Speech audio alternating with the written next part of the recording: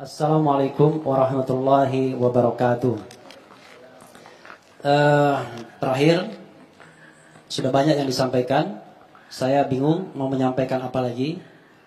Tapi saya ingin menyampaikan hal yang bukan yang hari ini, tapi komitmen kita bernegara. Nah, itu saya kira penting ya. Setelah saya pikir-pikir apa yang ingin saya sampaikan, saya ingin bicara tentang komitmen kita, common platform kita itu Undang-Undang Dasar, terutama pembukaannya. Yang saya yakin kita paham semua, kita membacanya, tapi barangkali tidak mendalami maknanya. Nah, saya mau bicara mengenai pembukaan itu ya. Ingin saya katakan bahwa ketika rumusan pembukaan Undang-Undang Dasar 1945 itu, sebenarnya dia merumuskan suatu kewajiban bagi pemerintah dan kemudian hak bagi negara. Nanti saya bacakan. Terutama pasal 4.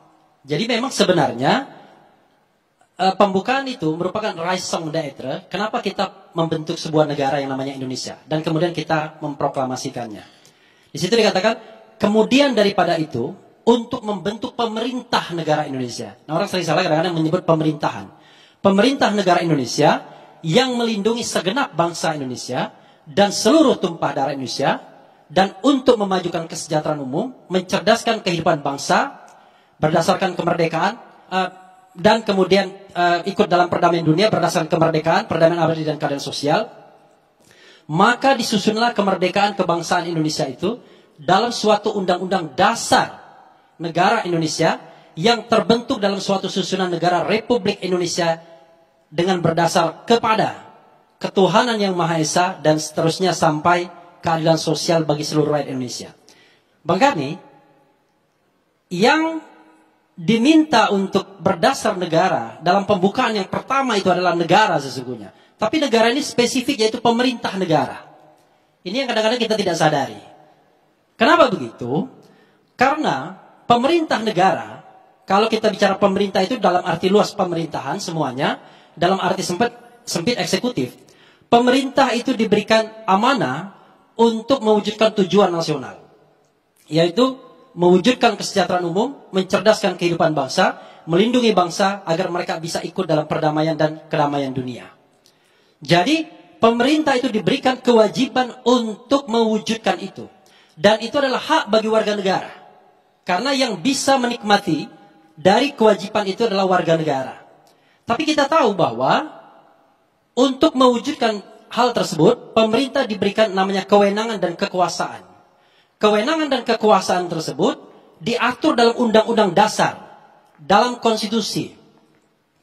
Salah satunya misalnya, negara menguasai bumi, air, dan kekayaan alam yang terkandung di dalamnya. Dia menguasai itu semua. Negara menguasai financial resources, menguasai state apparatus, menguasai TNI, Polri, dan lain sebagainya. Kenapa begitu? Semua instrumen yang dikuasai oleh pemerintah negara tersebut dalam rangka untuk mewujudkan tujuan negara. Jangan lupa itu. Dalam rangka mewujudkan tujuan negara. Karena itu dia diberikan instrumen. Tetapi, ibu-ibu dan bapak-bapak sekalian, seperti Lord Acton bilang, power tends to corrupt. Absolute power corrupt absolutely. Jadi yang namanya kekuasaan itu cenderung korup. Dan kekuasaan yang eksesif, makanya korupnya gak ketulungan. Kira-kira begitu. Karena itulah kemudian pembukaan itu wanti-wanti. Pemerintah diberikan kewajiban, diberikan kewenangan karena melaksanakan kewajiban itu, tapi Anda jangan lupa, maksud saya, bahwa Anda memiliki dasar untuk memerintah. Memiliki boundary untuk memerintah. Apa itu? Satu, dasarnya adalah ketuhanan yang Maha Esa. Ini bukan tidak sengaja. Kenapa? Bahwa kekuasaan, amanah itu tidak hanya dipertanggungjawabkan kepada sesama manusia, dalam konsep agama hablum minan nas, tapi juga kepada yang Maha Pencipta.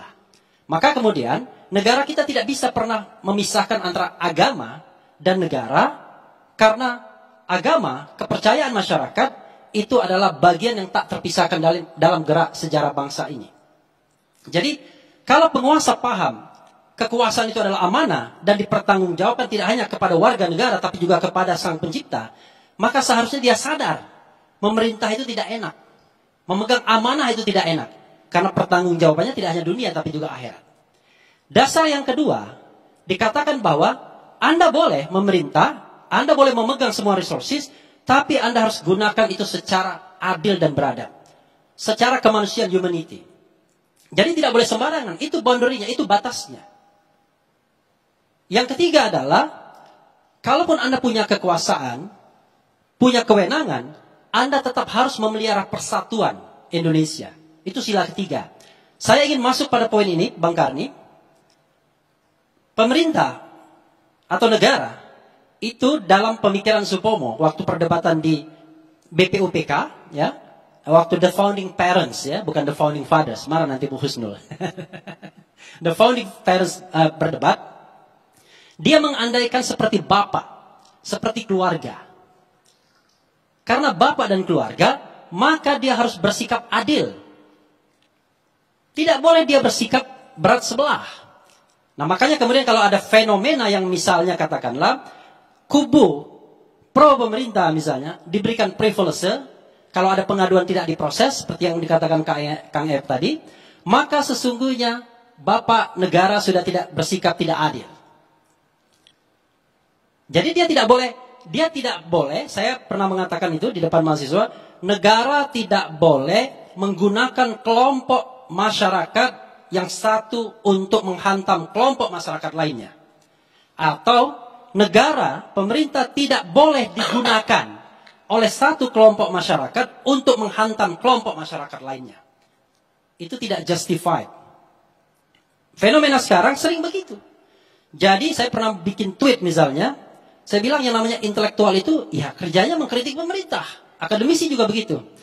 Tapi kalau kerjanya mengkritik pemerintah, itu namanya buzzer. Saya bilang begitu. Kalau kurang kerjaan, saya bilang, waduh marahnya minta ampun. Sampai kemudian ditulis macam-macam dan lain sebagainya. Tapi coba bayangkan, kenapa kita harus keep on eye terhadap mereka-mereka yang tidak berkuasa? Harusnya kan kita harus kritis kepada mereka yang berkuasa. Mereka yang diberikan amanah, mereka yang memegang senjata, mereka yang memegang financial resources. Maka kelompok seperti kami itu saya katakan moral movement, moral force. Mereka tidak memiliki kekuasaan apa-apa sesungguhnya, kecuali ide saja.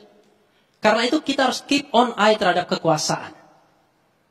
Jadi kekuasaan tidak boleh memecah belah. Itu boundary-nya dalam pembukaan dalam konstitusi kita. Nah yang keempat, boundary-nya adalah, kalau Anda berkuasa, walaupun Anda paling jagoan, kira-kira begitu. Karena Anda menguasai semua resources negara ini, ya Anda harus tetap memelihara demokrasi. Anda jangan lupa bahwa Indonesia ini adalah negara kedaulatan rakyat. Sebenarnya kita negara demokrasi konstitusional. Jadi selain kedaulatan rakyat, kita juga menganut demokrasi, kedaulatan hukum. Jadi bahasa satunya adalah demokrasi konstitusional atau constitutional democracy. Boundary-nya di sana. Jadi kalau misalnya hari ini, ketika saya mengkritik pemerintah atau mengkritik negara dan saya merasa takut, dan kemudian kekhawatiran tersebut takut diadukan, takut diproses dan lain sebagainya, maka sesungguhnya kita semua, terutama negara, terutama pemerintah, telah mengkhianati pembukaan dan pasal konstitusi yang menyatakan bahwa kemerdekaan hati nurani dan pikiran adalah hak azazi manusia yang tidak bisa dibatasi dalam keadaan apapun, at any circumstance.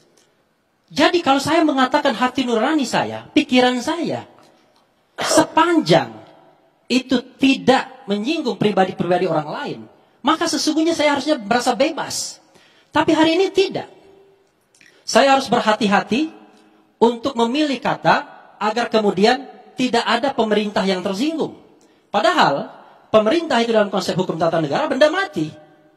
Yang benda hidup itu orangnya, yang punya hati, punya otak, punya pikiran, punya rasa tersinggung itu adalah Jokowi. Tapi presiden tidak boleh punya rasa ketersinggungan terhadap rakyatnya. Karena presiden itu adalah institusi negara. Tapi kita tidak bisa membedakan mana presiden yang merupakan pribadi, mana presiden yang merupakan lembaga. Jadi satu. Dan saya bahkan mengatakan dari sisi filosofi, kalau kita bicara tentang defamation law, yaitu hukum mengenai pencemaran nama baik dan lain sebagainya, saya katakan harusnya yang dilindungi pertama adalah warga negara. Mereka yang tidak memiliki instrumen kekuasaan, mereka yang pertama harus dilindungi dari kemungkinan pencemaran. Kalau kita tidak, filosofinya terbalik. Yang dilindungi pertama mereka yang punya senjata. Yang menguasai TNI, yang menguasai Polri, yang menguasai kejaksaan. Padahal pesan konstitusi kita, lindungi dulu rakyat. Jadi first command-nya adalah lindungi dulu rakyat, bukan lindungi dulu pemerintah. Jadi sudah sangat melenceng. Nah terakhir, boundary-nya adalah, kalaupun Anda memiliki semua resources tersebut, Anda jangan lupa bahwa resources itu adalah untuk keadilan sosial bagi seluruh rakyat Indonesia. Itu boundary-nya. Anda tidak boleh menggunakan resources negara ini seenak udahnya. Harus untuk seluruh rakyat Indonesia, terutama yang mayoritas. Di bawah mungkin 90% yang tidak menguasai aset negara ini. Maka kemudian pengejawantannya adalah pasal 33 Undang-Undang Dasar 1945 yang mengatakan bumi, air, dan kekayaan alam yang terkandung di dalamnya dikuasai negara dan digunakan sebesar-besarnya untuk kemakmuran rakyat. Dalam konteks ini kalau kita memberikan satu contoh misalnya, saya sangat protes dengan rancangan undang-undang minerba yang sekarang menjadi undang-undang. Kenapa begitu? Karena undang-undang minerba yang baru ini melepaskan peluang besar negara untuk menguasai tambang-tambang yang sudah dikuasai konglomerat selama puluhan tahun. Karena undang-undang sebelumnya, Undang-Undang 4 2009, itu mengatakan kalau konsesinya habis, itu harus kembali kepada negara. Dan BUMN dan BUMD itu akan menjadi first priority untuk mengelola tambang-tambang itu dan untuk sebesar-besarnya kemakmuran rakyat. Bagaimana dengan konglomerat tambang tersebut? Bisa mendapatkannya dengan cara lelang, dan itu pun besarnya hanya 15.000 hektar, bukan ratusan ribu hektar seperti sekarang ini. Tapi apa yang terjadi? Yang terjadi adalah di tengah COVID-19, tanpa proses prosedur pembentukan hukum yang baik, tiba-tiba kita mendengar bahwa RUU Minerba sudah disetujui oleh DPR. Dan itu adalah sesungguhnya skandal besar Republik kita. Karena betul-betul mengkhianati pembukaan dan betul-betul mengkhianati pasal 33. Banyak contoh lainnya tapi tidak ada waktunya untuk mengungkapkan semuanya. Tapi sekali lagi, kalau pemerintah mengingat bahwa ada pesan konstitusionalnya yang tidak hanya pertanggungjawabannya kepada manusia tapi juga kepada Yang Maha Kuasa, mudah-mudahan pemerintah bisa berubah besok-besok. Wabillahi taufiq wal hidayah. Wassalamualaikum warahmatullahi wabarakatuh.